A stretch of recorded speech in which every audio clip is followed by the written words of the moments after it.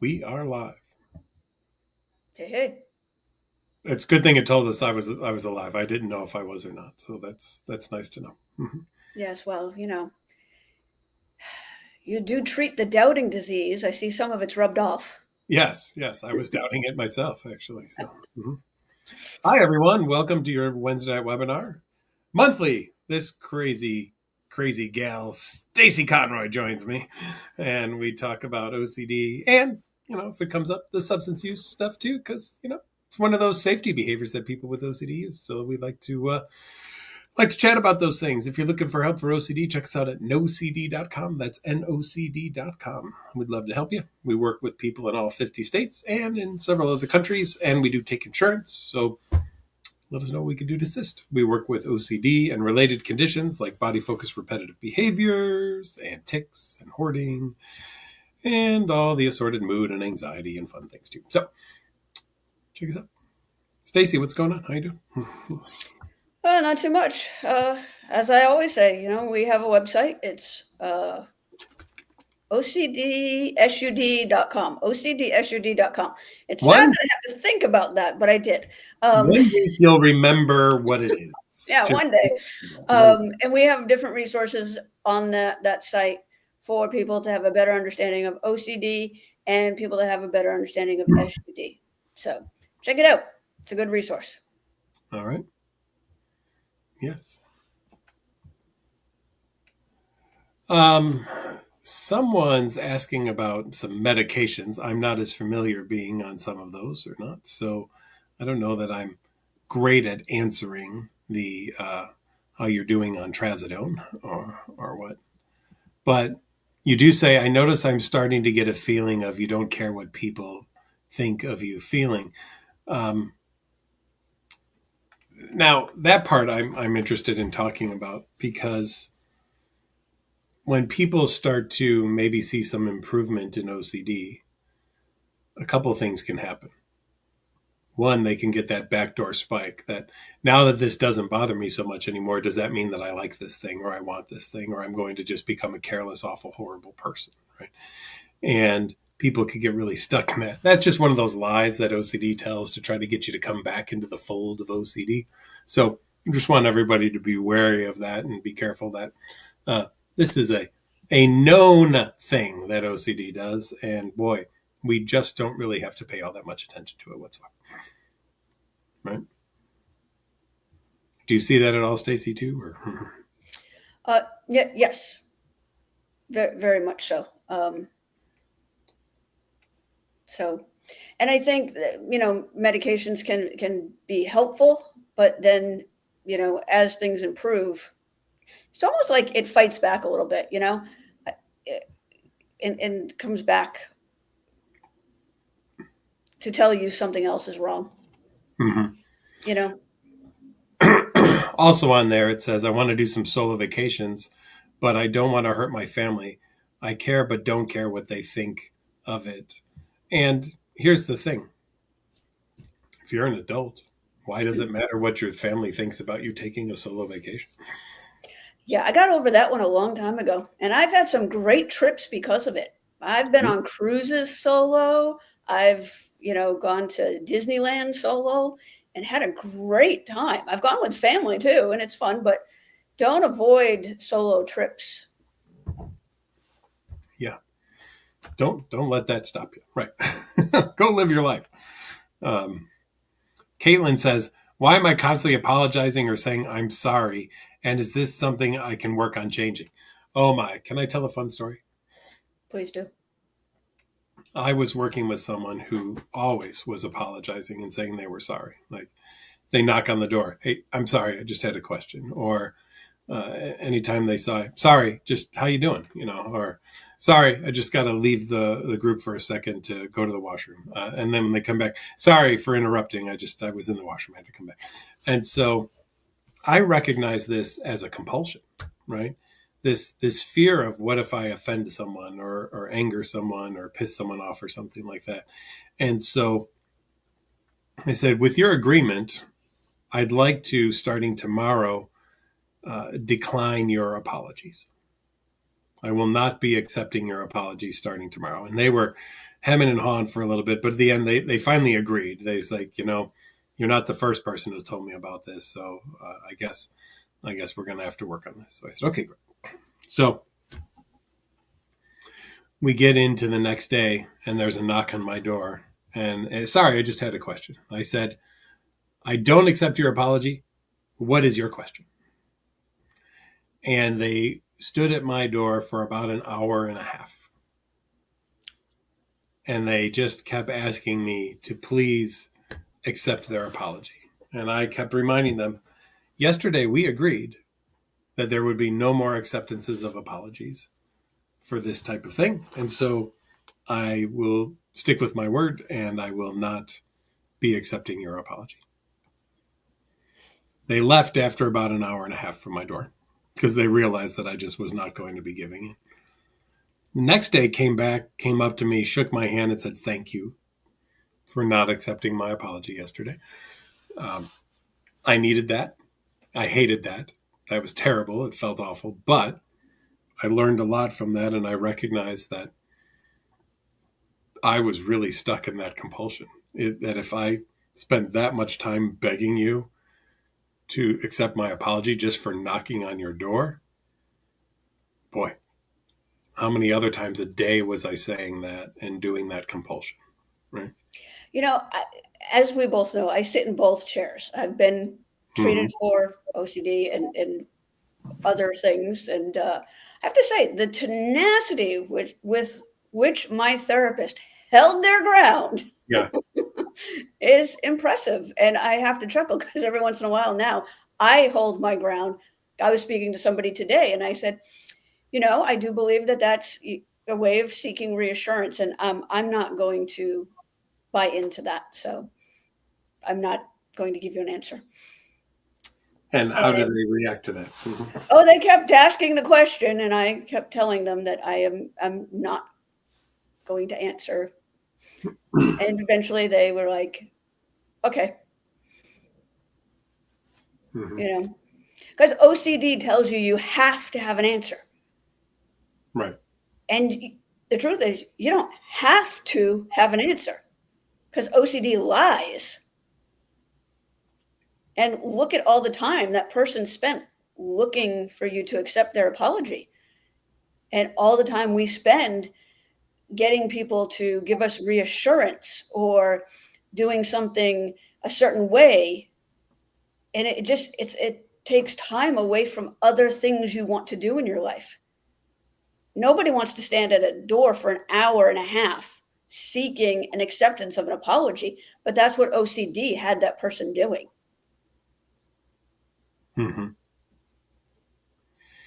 Yeah.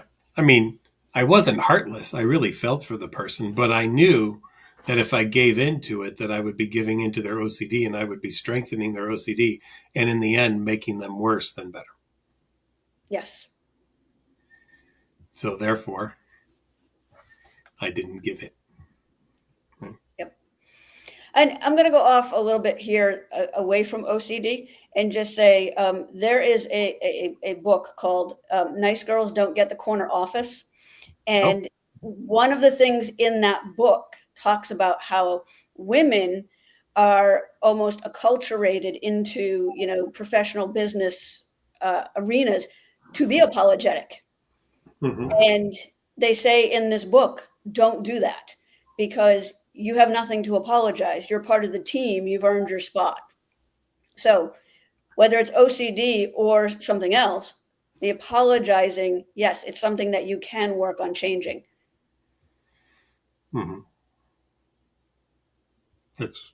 Yeah. Welcome to the team. Don't apologize for it. Right? Yeah. I like that. Let's see. Alexander says, I was traveling 3 hours away, but after months of not traveling, I'm having panic attacks on shorter trips. I have a fear of doing something crazy and embarrassing. It feels like I'm regressing. Well, there's really good therapy for that. Interoceptive exposure is one of my favorite things in the world to do for people who panic. You mimic things like running in place and hyperventilating and breathing through straws and spinning in chairs. And we want you to learn that you can handle all of the various symptoms of panic, and that just because you feel them doesn't mean that you're in danger of doing something potentially crazy or embarrassing. Now, you may see well, what if I faint? That would be embarrassing. Now, I will tell you this. If someone faints and I'm around, my first thought is not, wow, I bet that person's really embarrassed. Yeah. Right? My first thought is, I'm going to go see if that person needs some assistance. Right? And then if they get up eventually and, maybe they had some low blood sugar or something like that, I don't pat them on the back and say, well, you must be really embarrassed right now, aren't you? Right? But isn't it interesting that anxiety will take it there and tell you, yeah, but people could think that. And wouldn't that be terrible and awful and horrible if somebody were to do that? Well, you may think that it is, but I have no idea what the vast majority of people are thinking about me if I am or am not fainting, and it does not seem to interfere in my life all of that much. No, what people think about me is actually none of my business. Mm-hmm. Yeah. So, Alexander, there's great books, there's great things out there. I always like the book An End to Panic. It's got all the exercises, those interoceptive exercises in it, and find it to be very, very helpful for people. It might be something that you want to get a hold of. Chris 2017 says, are OCD and substance use related? Ooh, one for you, Stacey. Sometimes anxiety gets so debilitating and doing compulsions feels like an addiction to get rid of the discomfort.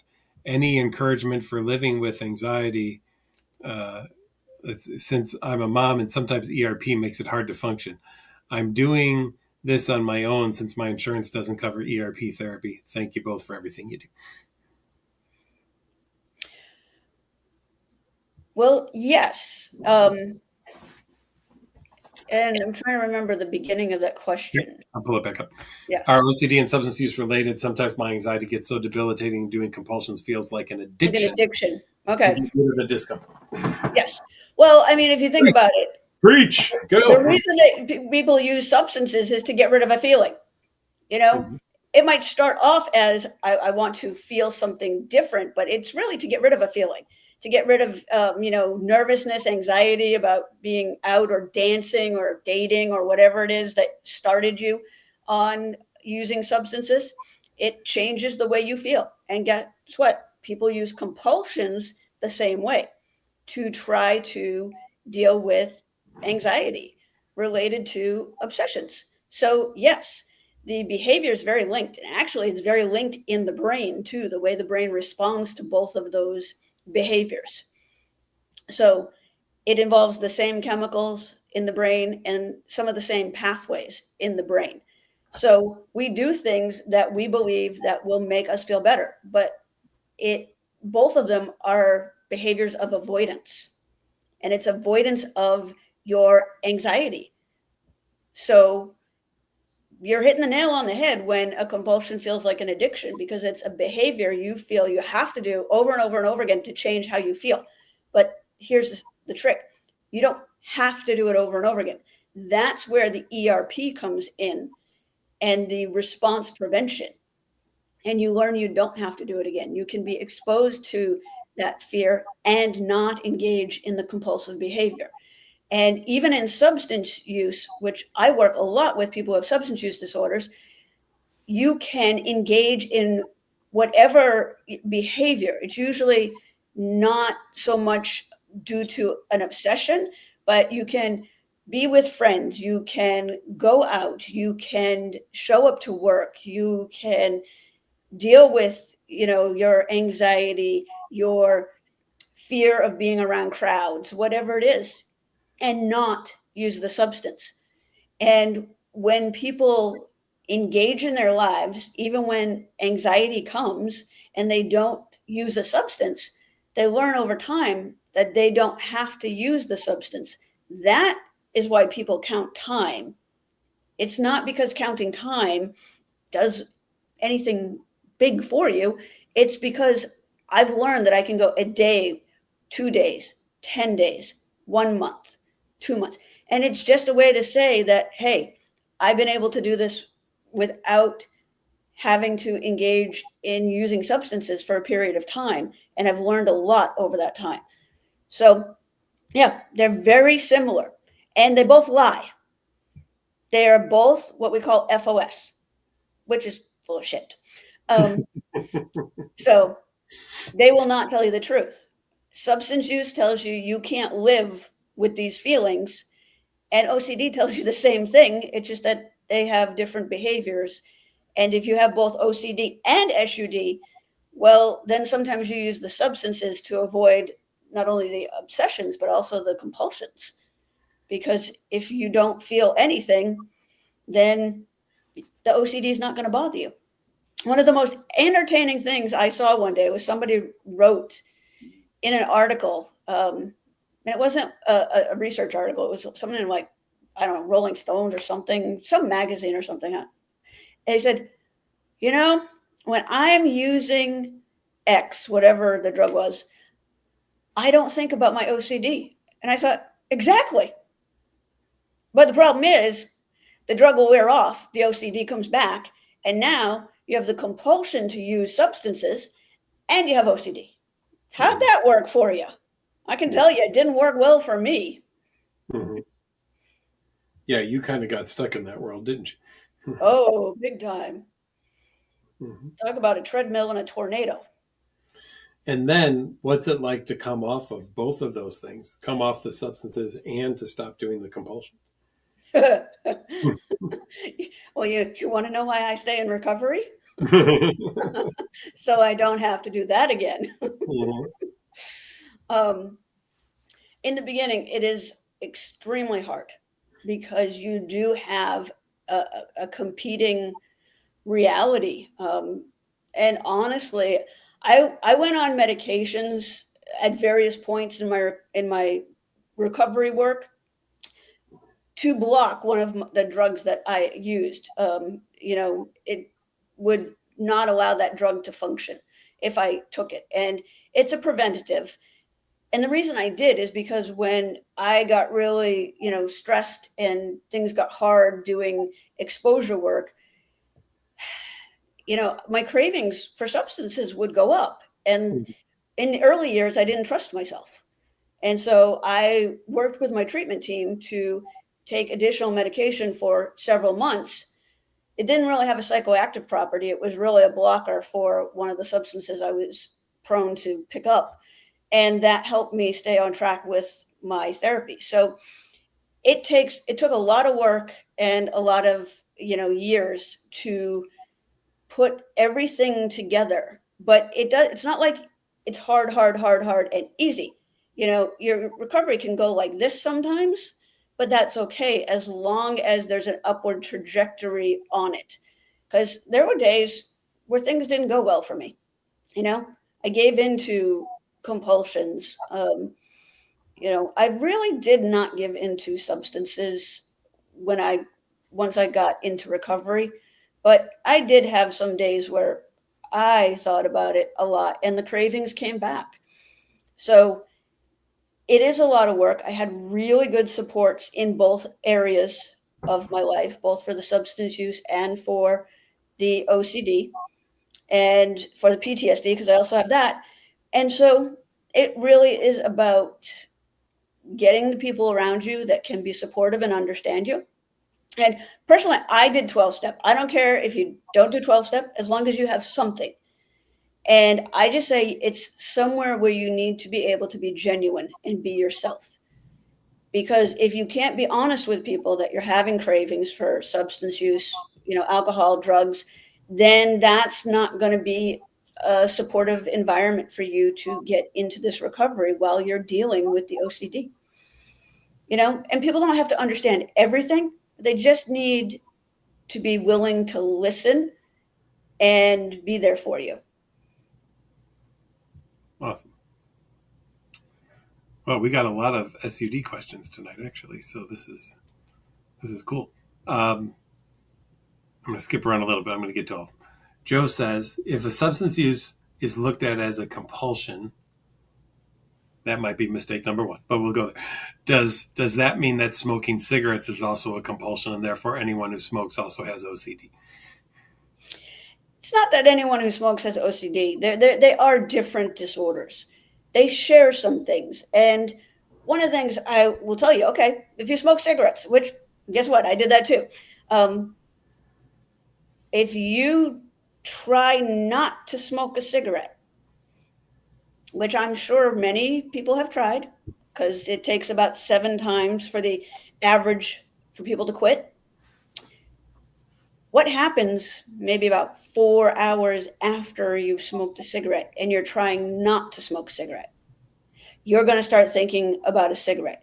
Then you're going to start thinking about not having a cigarette and why you shouldn't have a cigarette, but you want a cigarette and you're thinking about a cigarette, and the only thing you're thinking about is a cigarette, and you try to distract yourself, but the thought about a cigarette comes back. It becomes its own little obsessive thought pattern where all you're thinking about is a cigarette. So they can feel very similar, but they are not the same thing, because the driving force for that thought pattern is the addiction to the nicotine. The driving force for a compulsive behavior for OCD is the obsession. And so they can feel similar. Yeah. And the response prevention is actually the same. If you don't respond to a craving for a substance by using a substance, the longer you do that, the more you're going to be able to live your life.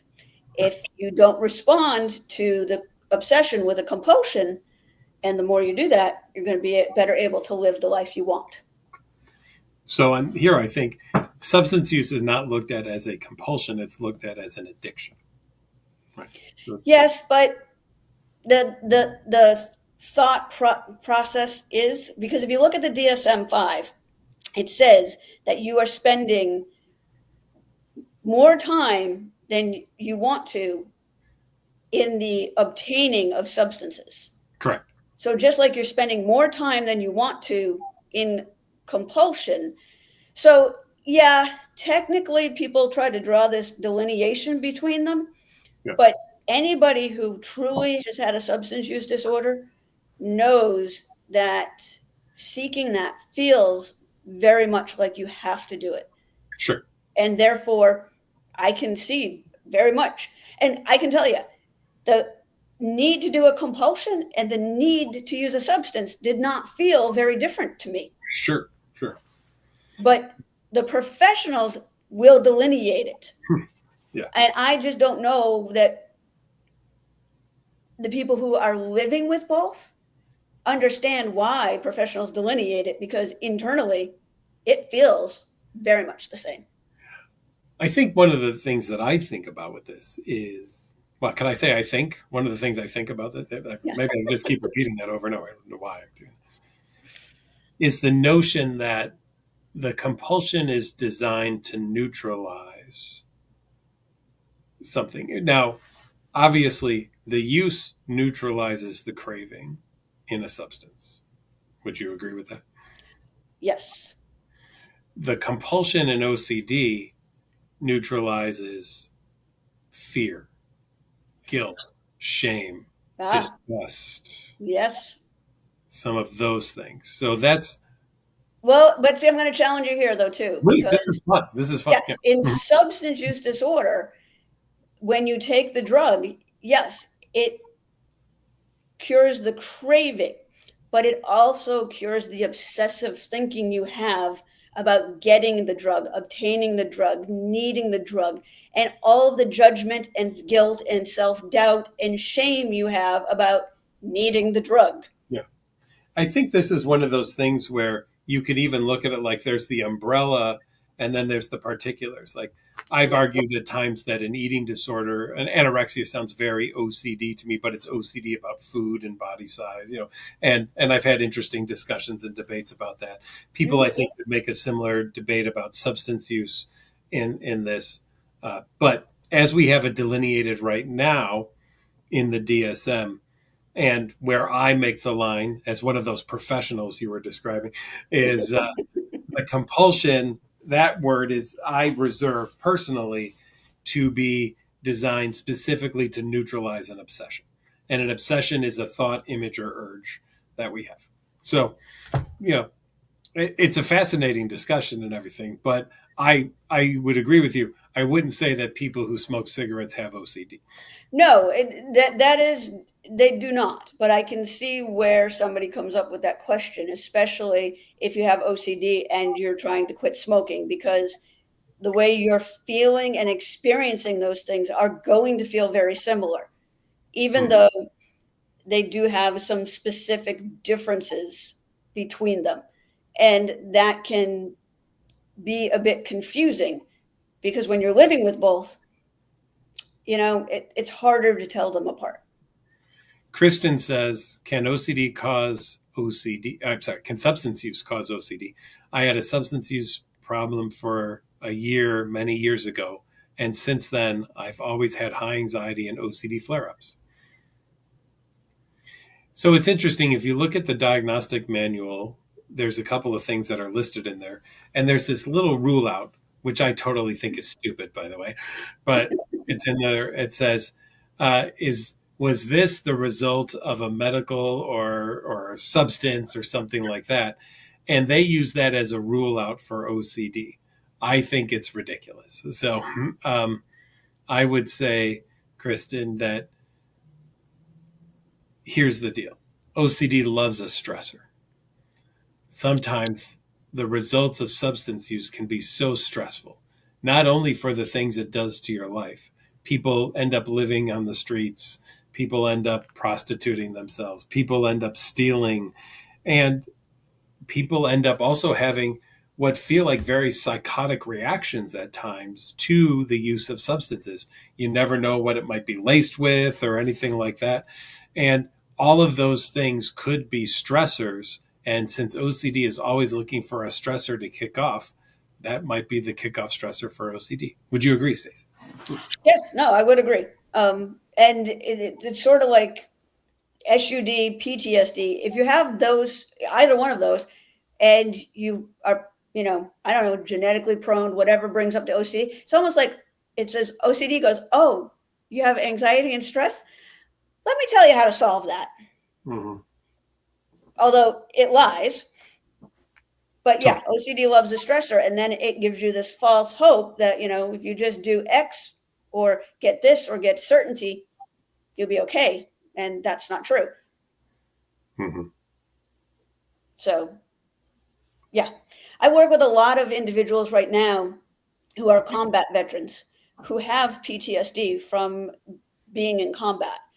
But once they get through their, prolonged exposure or cognitive processing therapy, they are finding that they are still engaged in a lot of behaviors. And when we dig down a little deeper, they are compulsive behaviors based on obsessions and intrusive thoughts that may or may not be connected to their combat experience. So OCD loves a stressor. And I think there's a fair amount of co-occurrence both in SUD and OCD and PTSD and OCD. Yes. Mm-hmm. Kieran has a golf question. Says, Patrick, as a fellow golfer, this one's for you. OCD is attached to golf. You have this irrational fear of causing the ball to move at address. You've developed the habit of placing the club well behind the ball on every shot. You're having terrible season. Your handicap is increased from 4.6 to 6.9 already, and your friends say they've never seen you play so badly.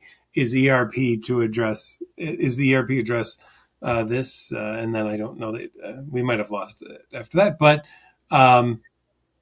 here's what I say. Here's what I would do, Kieran. I'd go to a driving range. I would put a ball on a tee, and I would put my club right behind that ball. And I would that would be my ERP. I would stay there.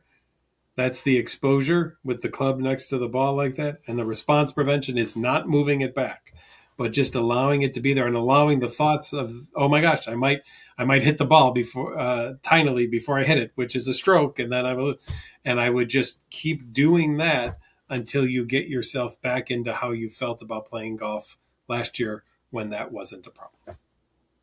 That would be my ERP for that. at this point. Are you a golf fan, Stacey? Is the blind woman a fan of trying to hit a little white ball out into the nether regions where I can't see it? Yes, because I know blind people who have played golf, so that's why I was asking you if that was. Yeah, I know blind people have played golf too, and I can't say I've never played it, but I just, no. No. Okay. All right. That's fine. Just thought I would ask. You No. love a roller coaster. Like I said, I have played it. My cousin tried to get me into it, but I'm like, no. But I did discover that my cousin was cheating. I changed the color ball because it helped me see it for a little bit longer. But I found out when I was hitting an orange ball and he was hitting a white ball, I wasn't as bad as he told me I was. Oh, really? Yeah. Some of my times that my ball went a little further, he took credit for it. He goes, "Oh, no, that's your ball back there." Yeah. He lied to me. Oh, what a jerk. Oh, yeah. Terrible. Mm-hmm. Yeah. Can intrusive suicidal thoughts without a compulsion be OCD treated with ERP? Well, first of all, I always want to know if there might be mental compulsions that are going on and not just physical compulsions. So I would always want to ask that question and see if that's the case. Usually, if there is something that someone's identifying, a thought like that they find to be intrusive, there is something done to neutralize it. And maybe you don't recognize anything physically, but I would bet that there is probably something mentally going on as a way to try to neutralize that experience. So that's can be tricky to find for some people, and maybe that's where a professional comes in to help if you have the opportunity to do so.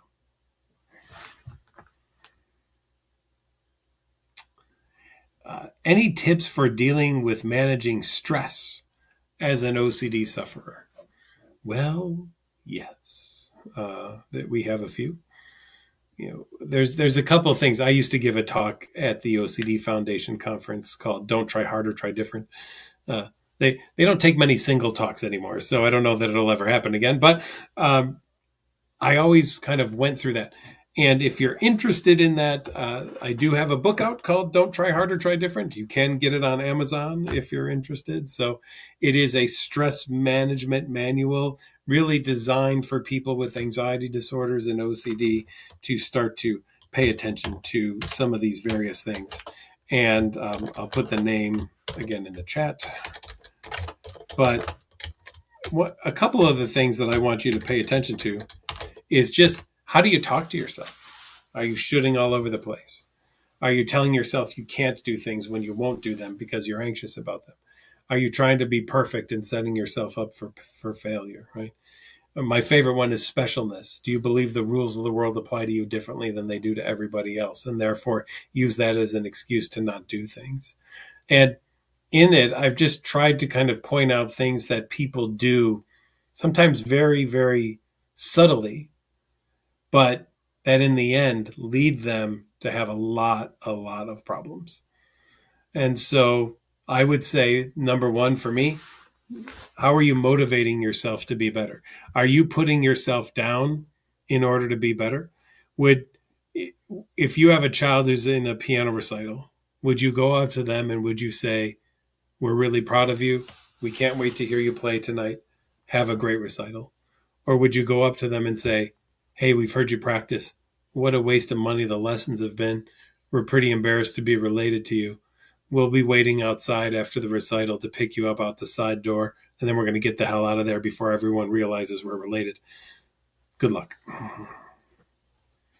Now, I'm going to bet you would not do number two to anyone else that you know, but I bet you would do number two to yourself. And notice it's number two, which means you shit on yourself. Yeah, right? So, thank you for getting that. And that's what a lot of people do, is attempt to motivate themselves by putting themselves down instead of building themselves up. Yeah. And, the other part of what I work on is being aware of some of the vulnerability factors that can come in. And there's an acronym called HALT, HALT, hungry, angry, lonely, or tired. If you're not taking care of some of the basic things, then you're going to be more stressed. and you will have, an increase in many symptoms, whether it's cravings for substances or OCD can react to stress. So one of the things that helps me maintain recovery, and one of the things I fought tooth and nail because I didn't have time, was self-care and managing my stress first, and realizing that when I felt that I could not say no, whether it was to friends, family, or work, then I was giving my power away, and it put me at higher risk to have more symptoms of anything to do with my mental health. So, hungry, angry, lonely, and tired. And every once in a while I throw in sick. Sick, we all get sick, but it does make you more vulnerable, and you need to up your self-care at that point. Yeah. Love is 515 says, I can't stop thinking it's not OCD, and that stops her or them from treating it like an illness.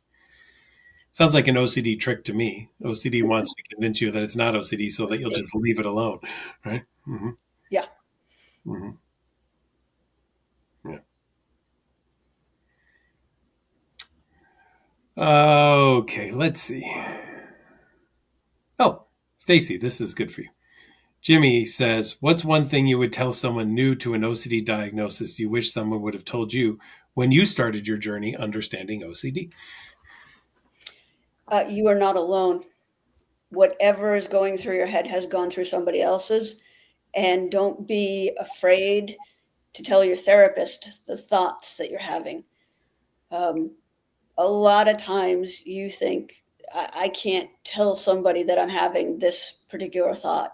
Whether it's that I think I'm going to stab somebody on the bus because it's embarrassing, and I think I might actually do it, and I don't want to tell you because then I could get locked up. People have thoughts about pedophilia, hurting their kids, killing their wives, all these things. That's the OCD, and that you're not alone. And coming to these webinars on YouTube and hearing people's questions and the answers that Patrick I give, and the other people he has on at various points provides, helps you to know that you're not alone. And there are people who have written first-person accounts. There are different books. I'm going to screw up the name of this one, but isn't there one called like Fred's in the Refrigerator or something? Yes, that's Shala Nicely's book, right? Yeah, yeah. Is Fred in the Refrigerator? Is Fred in the Refrigerator? Yeah. And there's one that was written by Shannon Shai called Turning Points, and that's more from a peer support perspective.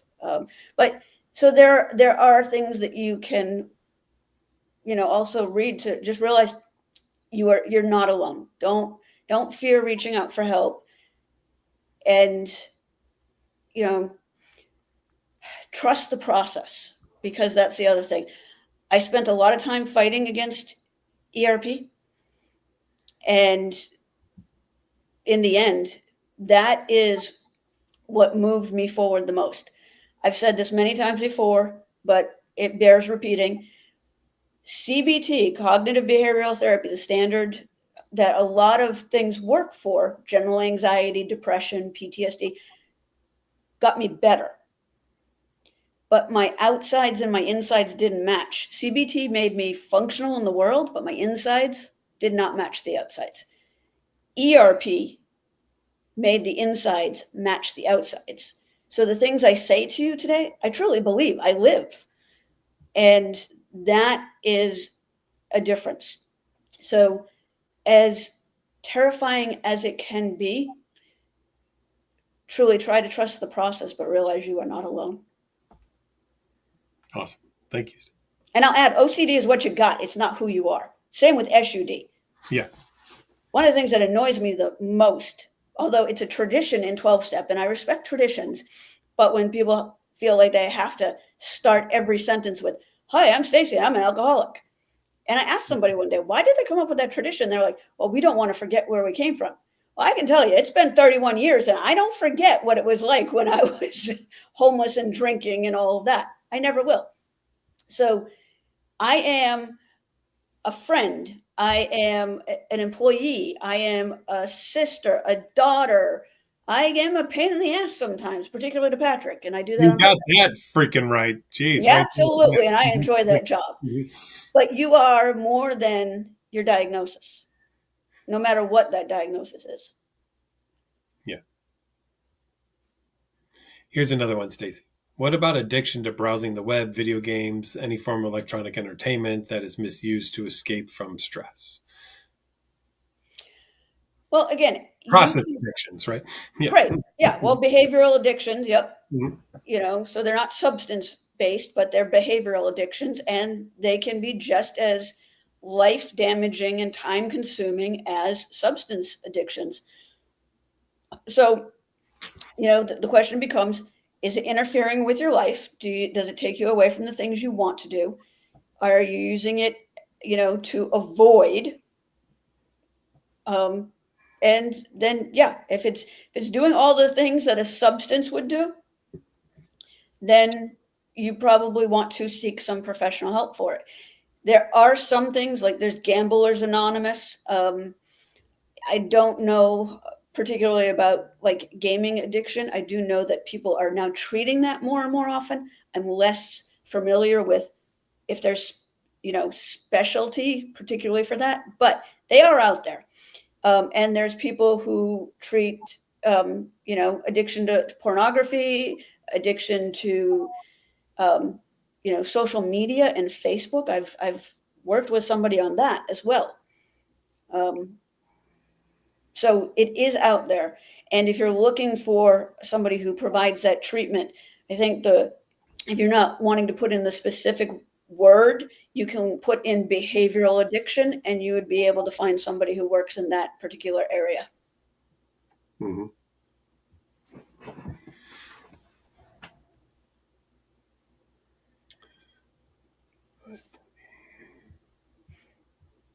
I was so enthralled, I stopped scrolling. I was just listening to what you were saying. Well, and then on the other hand, I've discovered ping pong game on my Oculus, and I got to tell you, I've been playing that thing every chance I get, and it's going to be hard when I get off this webinar just to like get my stuff together and go to bed. I want to go back and play this ping pong game. It's a ping pong, yeah. Yeah, so. But for me right now, it's a stress reliever, and it's the new game, so it's okay. But anything that gets to excess becomes problematic. British Dolphin says, can overstudying for exams be a compulsion? It could be, right? It could get a point where it doesn't matter how much you know. OCD will tell you don't know enough and it's not good enough, so you need to do more and more and more. So yes, it is a possibility. Absolutely. Dakota says, can you talk about OCD and death themes, please? Ooh, death themes. I don't know. Is it too dangerous to talk about death themes, Stacey? Can we talk about death? Is that right? Yeah, we can definitely talk about death. All right. Yeah, we can talk. We can totally talk. Yeah, that's fine. It's not dangerous at all, actually. I worked with someone once who was afraid that if they had a negative thought about a family member, that family member would be dead by the end of the day. So they would say a prayer, and that would be done to neutralize the bad thing happening to the relative. When we worked up our hierarchy of things and we got to the point where we were now going to purposely think about something negative happening to a relative, like twisting their ankle or something like that, and we weren't going to say a prayer afterwards, right? And then we built it up from there, that maybe a car accident or they'd fall off a cliff or something. Now, just so you know, Dakota, in case you happen to be going to the OCD Foundation conference, anyone going, if you see me at the conference, feel free to say, can I see the card? Because I have carried a card in my wallet now for almost 20 years that says, I hope my parents die tonight, please God. And there's a 666 on the card as well, too. And the reason for that is this person was a Christian, so I was following along with their faith system. And I said, you know what? I'd never ask you to do anything that I wouldn't be willing to do as well. So I will also wish for something to happen to my parents, and I will do no compulsion to neutralize it whatsoever. And almost 20 years later, my parents are still alive, and they know the card's there, and now and then they say, hey, your card sucks because we're still alive. It doesn't work. So, This makes me want to carry around a card. Which not about your parents, but maybe about you. Yeah, I was going to say, your card's going to say, I hope Patrick dies tonight. Yeah. Yeah, that's what your card's going to say. Yeah. So, yes, OCD will go to death. In fact, if life is the most important thing to you, OCD will go to death, right? OCD loves to pick on the things that are the most important to you and twist those things around. So, absolutely, that it can have a death theme, 100%.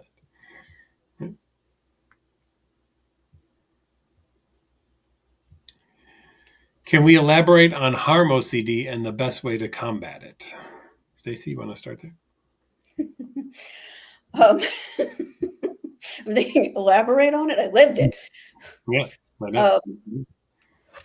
So, and sorry to sound like a broken record, but the best way to combat it is exposure response prevention.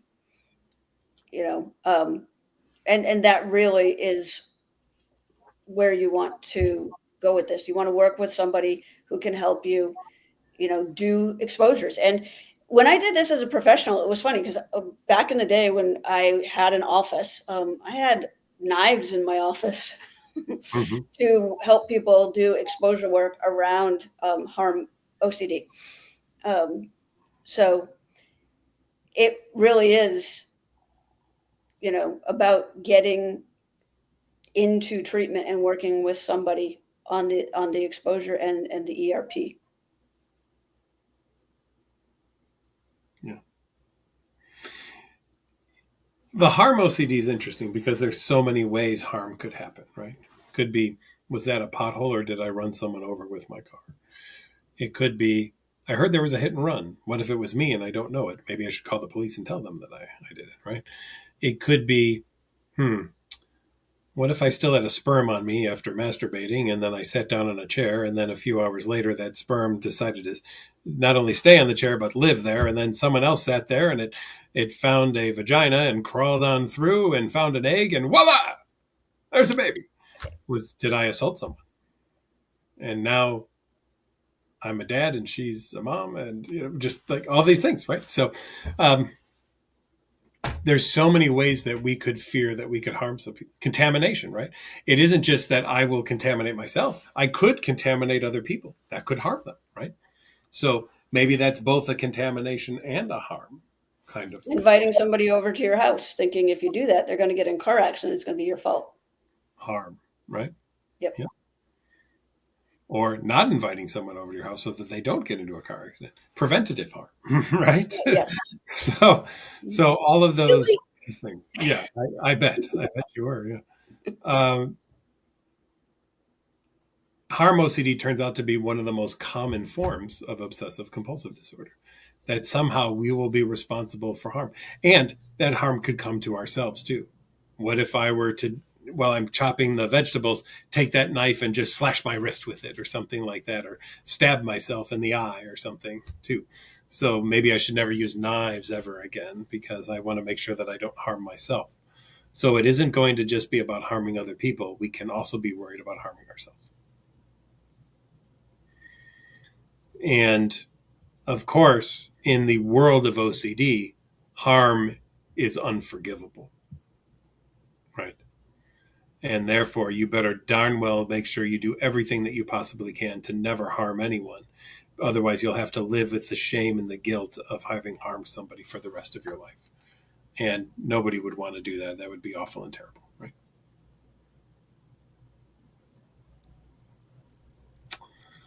We got a question, why does treatment not always work, even though I take meds and work with an OCD therapist doing ERP? One of the things that I always want to challenge people on if they're finding that that's the case is, are you using some subtle safety behaviors that are helping you to not fully engage in the ERP? That's number one. Number two, who's prescribing your meds, and are the meds being prescribed at an OCD dosage level? Often, if you go to see a general practitioner and it's an SSRI medication, they will prescribe it to the antidepressant dose, which is almost always even at the high level for antidepressant, lower than the low end of the OCD dose. So, number one, make sure you're seeing a psychiatrist or a nurse practitioner or a prescriber who really understands OCD and what the dosage is. And number two, talk to your ERP therapist and really do more of a functional assessment on not only what are the physical behaviors, but what are some of those mental behaviors that are going on that might be maintaining the OCD. One of my favorite ones was one time, this was back when I was doing live stuff, I was wondering why somebody wasn't habituating. Why weren't they seeing their anxiety go down over the course of days in the program? And we were having them do certain things for contamination, and they were worried about getting certain diseases. And I would always juggle between a couple of people. So I'd have this person do it and then go to the next person. And I'd say, okay, go back and just be with that. Allow that to be there. Let that, anxiety level kind of, which typically would do, work its way down over the course of time. This was the older model when it was all habituation. We didn't have inhibitory learning at that point. So, good old days. Yeah, the story's a little bit older, but still, I would have expected that over the course of doing this multiple times, you would have seen every day might be a little bit easier, but that just wasn't happening. So one day I just stood outside the room instead of going to the next person, and I heard beep, beep, beep, boop, boop, boop. They just had me touch this thing. Could I get this disease from that? And I opened the door and said, may I have the phone, please? And I said, hello, person on the other end of phone. Please say yes from now on every time you get one of these calls. Well, guess what? That stopped. Well, suddenly, there were no more calls to this person. And then, well, what do you know? The chance for habituation started to actually occur because we'd eliminated the subtle safety behaviors that were going on. Yeah. And I'm working with an individual who I found out the other day told me they were doing response prevention, but they were doing response prevention for 20 minutes. Oh. And then went back and finished the compulsion. I'm like, that's not how this works. No. So. No. There's no time limit on response prevention. Just like there's no time limit on not doing drugs. Hey, I didn't do drugs for 20 minutes. And then I did drugs. Yeah, I did drugs, right. But his reasoning was I should be getting better because I used to do the compulsion right away. I'm like, no. Yeah. No, it doesn't really work like that. So. And sometimes you can have a mental compulsion that, you haven't even picked up on yet. So be mindful of that. Mm-hmm. Spacewalker, last one here. How do I deal with the fear of not being able to sleep at night? I've been getting so much anxiety about not being able to sleep every night. I would like you to wish to not be able to sleep tonight. And you might think, well, why would I want to do that? And I'm going to make a bet, Spacewalker, which is you're already hoping so much all day long that you're going to sleep, that in doing so, you're building up your anxiety throughout the day, and that by the night, you're just a ball of energy and adrenaline and anxiety, and there's no way that you're going to be able to sleep. So if wishing yourself to be able to sleep is actually screwing with your sleep, what if wishing yourself not being able to sleep led you to be able to sleep? Just throwing it out there as a potential. Stacey, anything on that one? Mm-hmm. Self-fulfilling prophecy is what comes to mind. I mean, if you set it up all day, for like, I'm going to fail, I'm going to fail, I'm going to fail, I'm going to fail. And then you go, I don't understand why I didn't pass. Mm-hmm. So. Stacey, fill everybody in on our OCD, SUD stuff. Well, again, we do this once a month. And it's the third Wednesday of the month. And we have the website, OCDSUD.com. And we can be reached through the website. We also can be reached through the International OCD Foundation Special Interest Group. They have a link to our website and a contact us form. So if you're interested in getting on the email group, you can do that. And, go from there. And Patrick will be at the conference this year. Yes, I will. So we look forward to seeing you there. Come up and find me. And remember, I'll show you the card in my wallet if you do. Thanks for listening to your Wednesday webinar. If you're looking for help for OCD or related conditions, check us out at nocd.com. That's nocd.com. We'd love to be able to assist you with OCD and related conditions like body-focused repetitive behaviors and tics and hoarding and just all the other good stuff, quote unquote, that comes along with OCD. And we also do our NoCD 411 sessions as well, too. And so that could be for someone who might not be ready for primetime therapy, or family or friends of somebody of OCD who wants to get some Q&A. Think of it kind of like this, but in a one-on-one session with us. So we'd be more than happy to do one of those with you, too. Until next time, take care of each other. Thank you, everybody, for joining. Stacey, good to see you again. You too.